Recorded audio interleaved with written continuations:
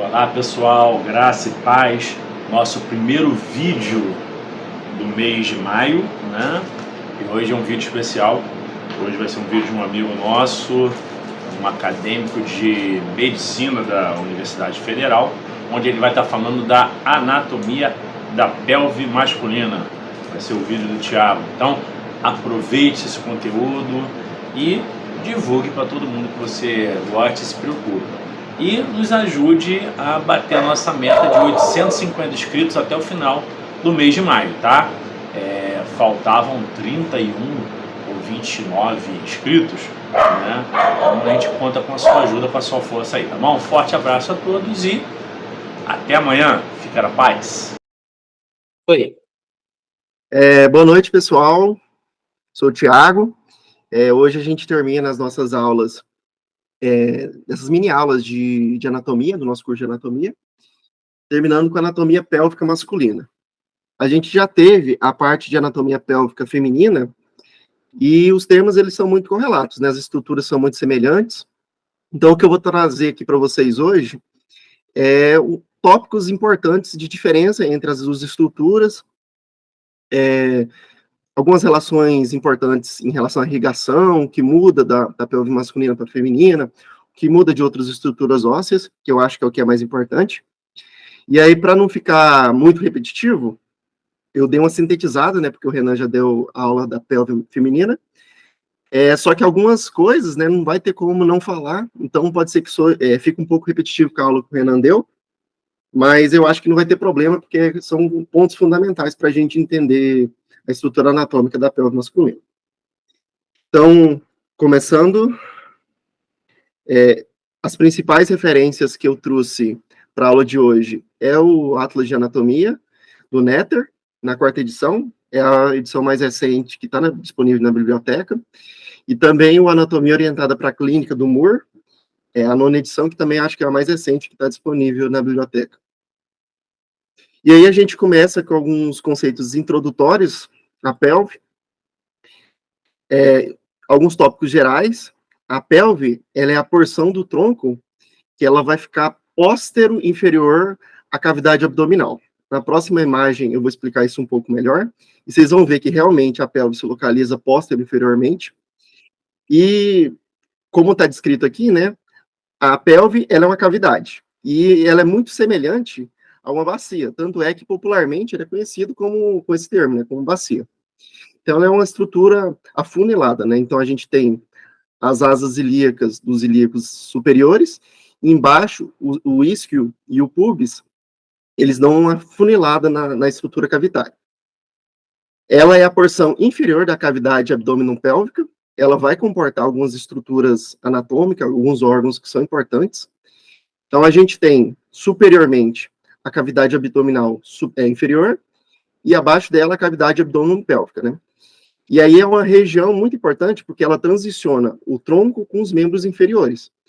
Então, articulado aqui, a gente tem o acetábulo, com a cabeça do fêmur, né, a articulação coxo-femoral, que a gente tem a porção final do tronco para chegar nos membros inferiores.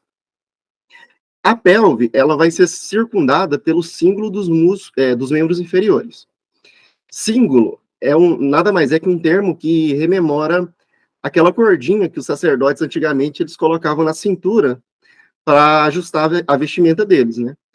Então, nada mais é o símbolo do que os ilíacos, tanto direito como esquerdo, que transicionam o tronco para os membros inferiores. A pelve, além disso, ela vai ser dividida em duas. A gente vai ter a pelve maior, que também é chamada de pelve falsa, que é o espaço entre as clistas ilíacas alargadas, principalmente a porção superior. E aí a gente vai ter também a pelve menor, que é também chamada de pelve verdadeira, que ela é delimitada tanto anteriormente como lateralmente pela porção inferior da margem pélvica dos ilíacos, tanto direito como esquerdo, e posteriormente ela vai ser delimitada pelo sacro e pelo cóccix.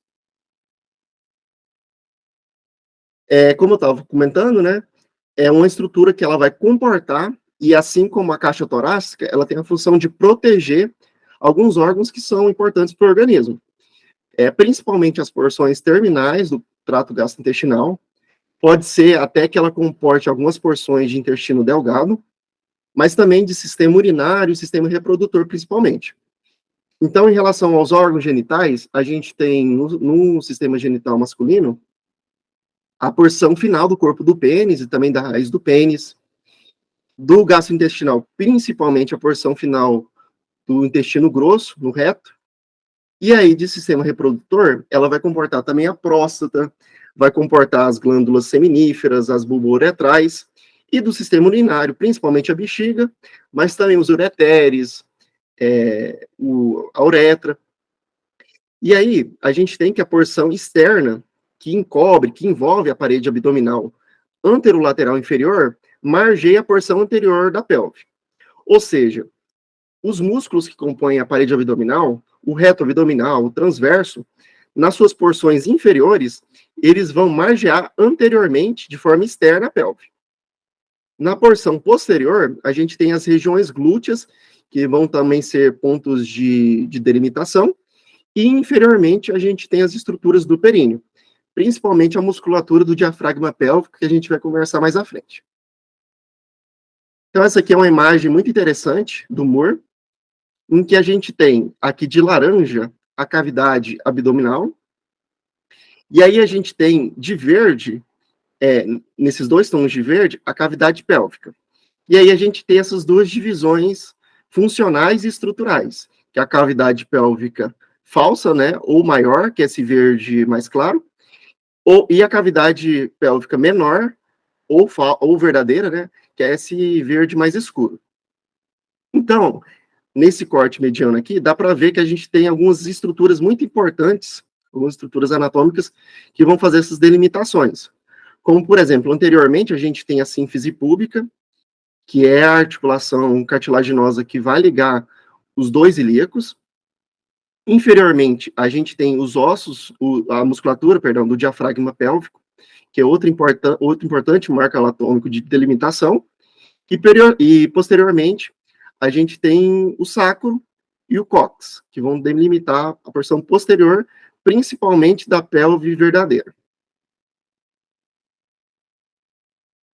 Mas quando a gente fala de clínica cirúrgica, existem alguns marcos de delimitação anatômica de superfície que são importantes para a gente estudar os agravos pélvicos. Por exemplo, a cicatriz umbilical, ela vai marcar algumas estruturas anatômicas importantes, como é o caso da delimitação da coluna lombar entre T3 entre L3 e L4. A partir daqui, a gente tem a bifurcação da aorta abdominal nas ilíacos comuns. E as ilíacas comuns, a gente vai ver que são os ramos principais de irrigação das estruturas pélvicas. A gente também tem as espinhas ilíacas anterosuperiores e a crista ilíaca, que, como a gente viu nas imagens anteriores, eles vão fazer a delimitação da pelve superior, e a sínfise púbica, como a gente viu na imagem anterior também, ela vai fazer a delimitação do limite anterior da pelve menor, pelve verdadeira. Outras estruturas importantes também aqui na vista anterior, a gente tem o tubérculo púbico, que é a porção final do ligamento inguinal. Em relação à clínica cirúrgica, também é um marco anatômico importante para o estudo dos acometimentos pélvicos.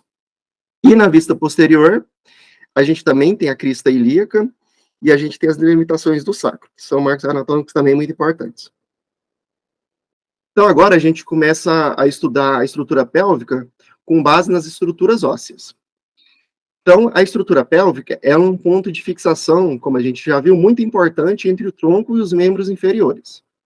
Ela vai ser composta, basicamente, por 3 ossos. A gente tem o ilíaco, que ele é a fusão de 3 ossos, né? Então, a gente tem o ilho, o isquio e o pubis, que vão delimitar tanto anteriormente, aqui no isquio e no pubis, como lateralmente, e o ilho vai delimitar a porção posterior superior da estrutura pélvica. A gente também vai ter de estrutura óssea o sacro, que também é um osso que é formado pela consolidação das 4 vértebras sacrais.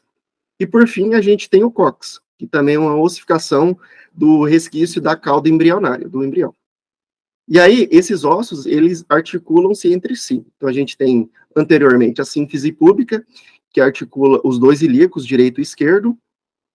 A gente tem a articulação que liga o sacro e o ilíaco, sacro-ilíaca, tanto direita como esquerda. E, superiormente ao sacro, a gente tem a L5, a quinta vértebra lombar, que vai ser a articulação lombosacral. E aí, como o Renan já tinha trago um pouco sobre a pelve feminina, eu quis trazer nessas imagens alguns tópicos que são importantes para a gente diferenciar a pelve masculina e feminina. Por exemplo, o anel pélvico, que é a porção inferior onde a gente vai ter o diafragma pélvico. No homem, a gente tem uma estrutura mais afunilada, uma estrutura menor. Diferente da mulher, que a gente tem uma estrutura, um anel maior, um anel pélvico mais arredondado, inclusive, enquanto o masculino ele tem um formato de coração, segundo o Netter. A distância das cristas ilíacas antero-superiores nos ajudam também a diferenciar a pelve masculina da feminina. Por exemplo, na crista ilíaca antero-superior, a distância que liga elas, da direita e da esquerda, feminina, a gente tem uma distância maior em comparação com a masculina. A altura também é diferente. Onde a gente tem a crista ilíaca e o tuber isquiático, essa distância, que é a altura da pelve, ela é maior no esqueleto masculino em comparação ao esqueleto feminino. Isso faz todo sentido quando a gente toma por base o biotipo dos dois organismos, né? Então, o organismo masculino, ele carrega mais peso, as estruturas ósseas são mais densas e mais pesadas, tem uma quantidade de músculo, uma densidade muscular maior, então faz sentido ter essas desproporções. Também, um ponto muito importante, e que a gente vai ser mencionado à frente, que é o ângulo subpúbico, que é o ângulo formado entre o ilíaco e a porção final da sínfise púbica. No homem, ele é mais tênue, né? Então, ele é menor que 70 graus. Já na mulher, ele é mais espaçado, ele é maior, esse ângulo. Então, ele é superior a 80 graus. Então, quando um perito encontra uma ossada, olhando para a pelve, dá para saber se aquela ossada foi de um indivíduo masculino ou se foi de um indivíduo feminino, por conta de essas e outras diferenças, que é o que eu trago aqui nessa tabela. Eu coloquei uma transição e aí ele está cortando um pouco as imagens. Eu vou sair e vou tirar a transição, que eu acho que vai ficar melhor. Agora acho que ficou melhor. Então, por exemplo, o efeito comparativo entre a densidade da pelve masculina e feminina. Na pelve masculina, como eu falei, né, ela é mais compacta e mais pesada. Biologicamente, por sustentar mais peso, mas também porque na pelve feminina, no organismo feminino, a gente tem a atuação do estrogênio, que, como a gente sabe, ele acaba estimulando os osteoclastos e fazendo mais reabsorção óssea, né? E por conta dessa reabsorção óssea, o osso ele fica mais delgado. As outras diferenças, né, eu acabei já comentando algumas, mas para não ficar muito extensa e maçante a aula, eu vou deixar para vocês darem uma olhada depois nos slides. Então, a gente viu as estruturas ósseas, e aí a gente segue para a musculatura da pelve. Como tópicos gerais, a gente tem dois tipos principais de músculos que vão compor a estrutura muscular da pelve. A gente tem os músculos da pelve menor, que vão ser os músculos que vão estar revestindo a parede lateral, e a gente vai ter os músculos que formam o assoalho sobre a saída pélvica. A saída pélvica é aquele anel pélvico que a gente estava mostrando lá, onde fica o assoalho pélvico, né, o diafragma pélvico. E aí, a nossa parede lateral, ela vai ser composta basicamente de dois músculos, o obturador interno e o piriforme. Esses músculos, eles não vão compor o assoalho, eles compõem, na verdade, a parede lateral, porque apesar deles terem origem em estruturas pélvicas, a inserção deles é nos membros inferiores. Eles vão se inserir lá no trocânter maior do fêmur. E a gente tem os músculos que compõem o assoalho, né? São os músculos do diafragma pélvico, que basicamente a gente vai ter dois, o levantador do ânus e o coccígeo. O coccígeo também é chamado de isquiococcígeo, e o levantador do ânus, ele vai ser composto por três partes. o iliococcígeo, o pubococcígeo e o bubococcígeo. A gente vai melhor abordar isso agora. A gente tem essa imagem, também está com animação. Dá licença que eu vou tirar de todas.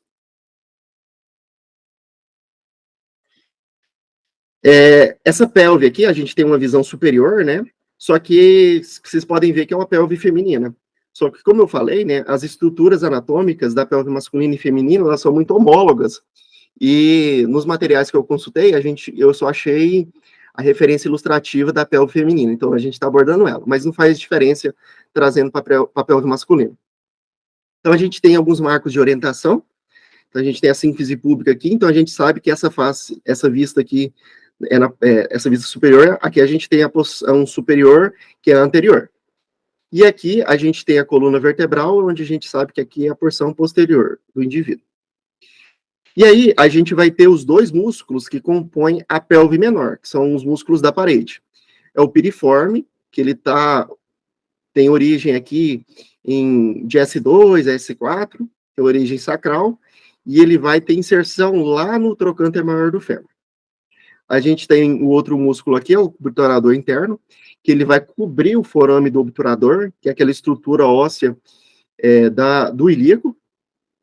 E aí, ele vai ter origem na face ilíaca interna e vai ter inserção no trocânter maior do fêmur, assim como o piriforme. Então, esses dois músculos aqui, tanto da direita como da esquerda, eles vão compor a parede lateral da pelve. E aí a gente tem os músculos que compõem o diafragma pélvico. Como eu falei para vocês, são basicamente dois. A gente tem o coccígeo, posteriormente, que ele vai ter origem aqui na espinha isquiática e vai ter inserção lá no cóccix e alguns ramos sacrais. E a gente tem o músculo levantador do ânus, que nas suas três porções, né? Pubo retal, pubo coccígeo e bulbo retal. Então a gente tem aqui, ó, o pubo retal. A gente tem origem aqui no pubis e ele passa levantando o ânus. A gente tem o pubococcígeo. O pubococcígeo tem origem também no pubis e ele vai inserir também aqui no cóccix em alguns ramos sacrais. E o último, que é o pubo retal, não, o iliococcígeo, perdão, ele vai ter origem na porção inferior do ilíaco e ele vai inserir também na porção final do cóccix. Então, a gente consegue ver essas mesmas estruturas, só que aqui agora num corte mediano. Então, a gente tem um músculo piriforme e um músculo obturador interno, que vão compor a parede lateral, no caso aqui a parede lateral direita. E aí a gente vai ter os músculos que compõem o diafragma pélvico. O coccígeo, o levantador do ânus, composto pelo iliococcígeo, o pubococcígeo e o pubo retal. Aqui eu coloquei os diferentes músculos, as origens, e as inserções, bem como as inervações e as principais ações. Eu não vou ler também, né, porque senão a aula vai se delongar bastante, mas fica como sugestão para a leitura de vocês depois. Outro marco importante das estruturas anatômicas da pelve é a fáscia pélvica. Então, a gente sabe que fáscia é uma camada de tecido conjuntivo que ela vai estar entre a musculatura esquelética. Mais precisamente, a fáscia pélvica, ela vai estar entre a parede pélvica e as vísceras pélvicas. Então, ela vai estar revestindo aqueles músculos que a gente viu que compõem a parede lateral e compõem o diafragma pélvico, e vão estar em contato direto também com as vísceras pélvicas. A gente tem dois tipos de membranas que compõem a fáscia pélvica. A gente tem a membrana facial, que ela é uma membrana de tecido conjuntivo mais delgado, então ele vai ser uma camada mais fina, e aí a gente vai ter duas fáscias. A gente tem a fáscia pélvica parietal, que ela vai revestir as paredes ósseas e os músculos, e a fáscia pélvica visceral, que ela vai estar entre a fáscia pélvica parietal e o peritônio visceral, nos órgãos que estão sobre a cavidade pélvica, que são revestidos por peritônio. Os que não são, a fáscia pélvica visceral está em contato direto com a víscera, que está em contato com a pelve parietal, né, permitindo a mobilidade dessas estruturas, sem cisalhamento, né. E a gente tem a membrana endopélvica, que é uma membrana constituída de tecido conjuntivo frouxo, que ela vai permitir a expansão das estruturas viscerais sobre o espaço subperitoneal entre as fáscias. Isso é muito interessante, como demonstra aqui nessa imagem. Então, repousando aqui sobre a cavidade pélvica, a gente tem diversos órgãos, como a gente já comentou. Por exemplo, a bexiga urinária, ela tem uma atividade dinâmica de se encher e de se esvaziar, né? Por meio da fisiologia da micção. Quando essa bexiga enche, para não atrapalhar a fisiologia dos demais órgãos que estão adjacentes, a gente vai ter essas fáscias endopélvicas, como, por exemplo, a escavação retrovesical. Então, a gente tem o enchimento da bexiga, só que ela não atrapalha o funcionamento, por exemplo, do reto, porque a bexiga ela tem para onde se encher.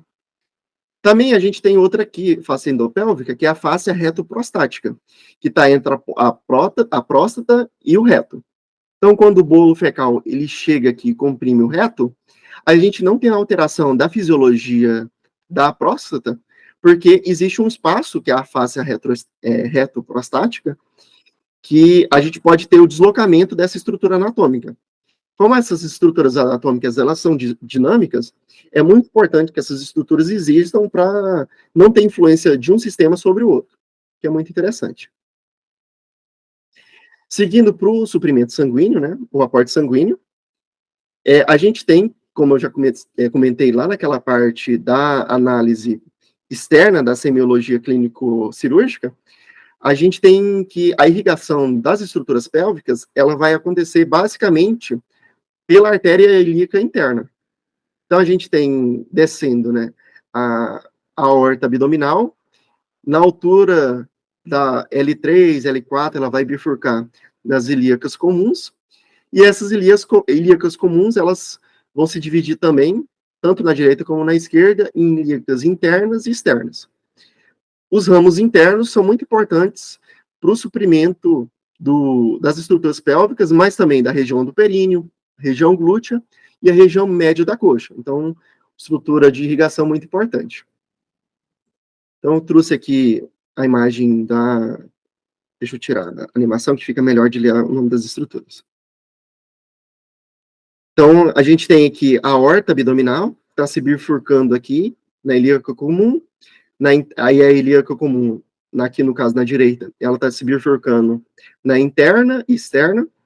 E aí, a gente tem ramos muito importantes que bifurcam das ilíacas internas que suprem a pelve, como é o caso da artéria ilio-lombar, a glútea, a sacral, a glútea inferior, a artéria retal média, a vesical inferior, a perineal, a retal inferior. São muitos ramos da artéria interna, ilíaca interna. Um ponto importante e muito interessante aqui é que a gente tem uma anastomose entre um ramo da ilíaca interna e da ilíaca externa, que é, no caso aqui, ó, a ilíaca externa, ela emite um ramo próximo à sínfise púbica, que é o ramo epigástrico inferior.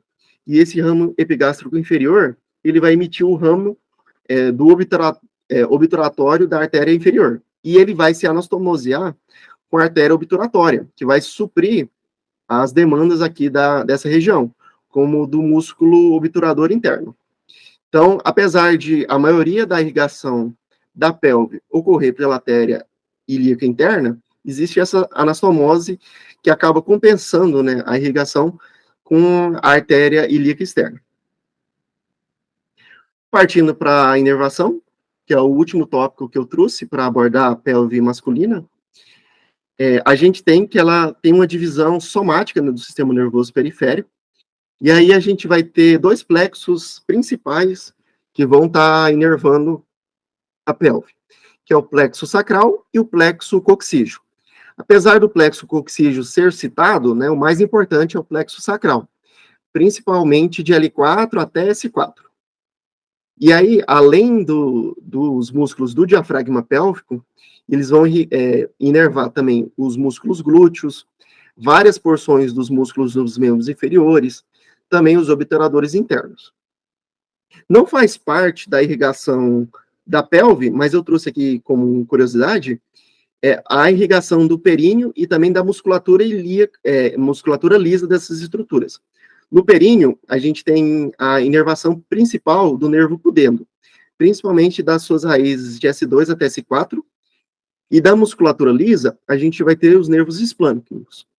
Para o sistema nervoso parasimpático, a gente tem o esplâncnico pélvico, e para o sistema nervoso simpático, dois, que é o esplâncnico lombar e o sacral, tanto direito como esquerdo. E aí, eu trouxe duas questões para a gente consolidar esses conhecimentos. Essa questão ela é muito interessante porque ela caiu no teste de progresso no ano passado. Então, por várias vezes eu citei sobre os músculos do diafragma pélvico, que a gente tem o levantador do ânus e tem o isquiococcígeo, né, o músculo coccígeo. E aí a questão ela pergunta quais são as três partes do músculo levantador do ânus. Como eu comentei, né, o levantador do ânus e o isquiococcígeo, eles compõem o diafragma pélvico. Então, o isquiococcígeo, ele não compõe uma das três partes do músculo levantador do ânus. Então, por si só, a alternativa A já estaria errada. A alternativa B cita o tubo retal, o pubo coccígeo e o ilho coccígeo, que são realmente as três partes do músculo levantador do ânus. Mas vamos ver o que está de errado nas outras duas alternativas. Alternativa C cita o pubo retal, mas cita também o piriforme e o isquiococcígeo.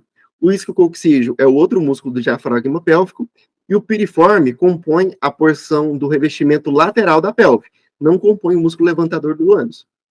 A letra D cita o esfíncter externo do ânus, que não faz parte nem do diafragma pélvico, nem do revestimento lateral.